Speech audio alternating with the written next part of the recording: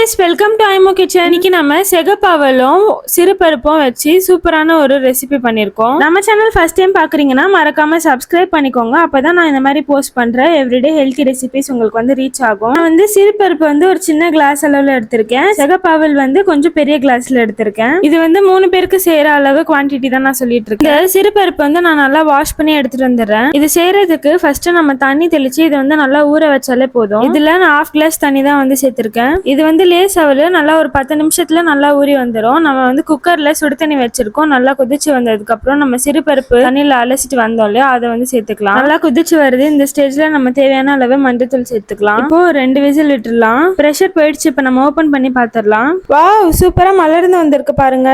இப்போ நம்ம இதை நல்லா ஒண்ணு போல மசிச்சு விட்டுக்க போறோம். இப்போ இது அவலும் நல்லா ஊறி வந்துருச்சு. இதையும் வந்து நம்ம இதுல சேர்த்துக்க போறோம். பாருங்க, நான் இந்த ரெசிபி வந்து டின்னருக்கு தான் எடுத்துக்கிறேன். ரொம்ப ஈஸிலி டைஜஸ்டபிளா இருக்கும் கண்டிப்பா உங்களுக்கு. இதுல வந்து ஒரு கிளாஸ் அளவு தண்ணி சேர்த்துக்கலாம். அவங்கவுங்க கன்சிஸ்டன்சிக்கு ஏத்த மாதிரி தண்ணி நீங்க சேர்த்துக்கோங்க. சேர்த்துட்டு நல்லா ஒண்ணு போல நம்ம கலரி விட்டுறலாம். நல்லா கலரி விட்டதுக்கு அப்புறம் இந்த பதத்துக்கு இருக்கும். இப்போ இதுல தேவையான அளவுக்கு உப்பு சேர்த்துக்கலாம். நம்ம ஸ்டார்டிங்ல இருந்து உப்பு சேர்க்கல, இப்பதான் நம்ம உப்பு சேர்த்திருக்கோம். இந்த மாதிரி நிறைய ஹெல்த்தி வீடியோஸ் கூட நான் போஸ்ட் பண்ணிருப்பேன். என் சேனலுக்குள்ள போய் நீங்க நிறைய வீடியோஸும் பார்க்கலாம். கண்டிப்பா எல்லா ரெசிபிஸுமே ஈஸியாவும் இருக்கும், ஹெல்த்தியாவும் இருக்கும். ட்ரை பண்ணி பாருங்க. அஸ் யூஸ்வல் நம்ம வந்து பொங்கலுக்கு எப்படி தாளிப்போமோ அதே மாதிரி தான் தாளிச்சிருக்கேன். நெய்ல வந்து இஞ்சி, கருவேப்பிலை, பச்சை மிளகா, மிளகு தட்டி போட்டிருக்கேன். சீரகமும் தட்டி போட்டிருக்கோம். அவ்வளவுதான், சூப்பரா ரெடி ஆயிடுச்சு பாருங்க. வாங்க சாப்பிடலாம். தேங்க்ஸ் ஃபார் வாட்சிங். பாய்.